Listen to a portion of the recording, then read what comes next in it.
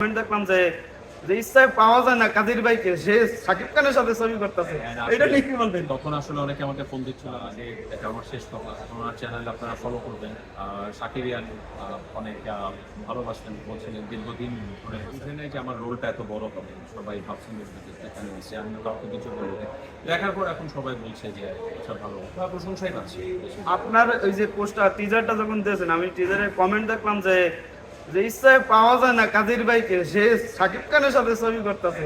এটা নিয়ে কি বলবেন? তখন আসলে অনেকে আমাকে ফোন দিচ্ছিল, আমি সময় দিতে পারছিলাম না, কাউকে জানাতেও চাচ্ছিলাম না সিনেমা করছি। তো সবাই তখন এটাই বছর আছে, এই জন্য ব্যস্ত থাকি। এই রকস্টার ছবি নিয়ে যারা নেগেটিভ রিভিউ দেয় তাদের নিয়ে কিছু বলতে? হ্যাঁ, ফাইনালি একটা কথা বলতে চাই, আগে এটা আমার শেষ কথা, আমার চ্যানেল আপনারা ফলো করবেন। শাকিরিয়ান অনেক ভালোবাসতেন, বলছিলেন দীর্ঘদিন ধরে শাকিব খানকে ফলো করছেন। আর সেকেন্ড একটা কথা আছে, দেখেন যার ক্যারিয়ারটা এরকম 27-28 বছরে, তাকে তো আসলে দর্শকরাই বানিয়েছে এবং শাকিব খানের হার্ড ওয়ার্ক।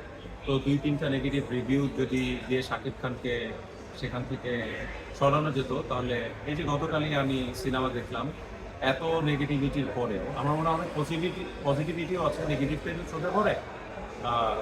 আমার মনে হয় যে ফুল হাউস টিকিট পাওয়া যাচ্ছে। আমার কিছু বলার নেই, জাস্ট একটাই কথা বলবো, remember the name Shakib Khan, এত সরাসরি ভালো থাকে।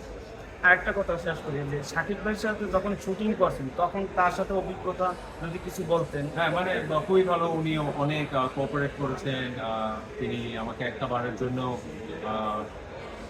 এমন অস্বস্তিতে ফেলেননি, এবং উনি যদি কোঅপারেট না করতেন আমি তো ভালো অভিনয় করতে পারতাম।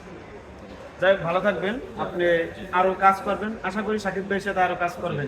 Thank you. যাই হোক, সবাই ভালো থাকবেন। উনি যে এত সুন্দর অভিনয় করছে, এটা সত্যি আমাদের ভালো লাগছে। আরো বহির্বিশ্বের কাছে এরকম জিনিসগুলো আমরা দেখতে পাবো। সবাই ভালো থাকবেন।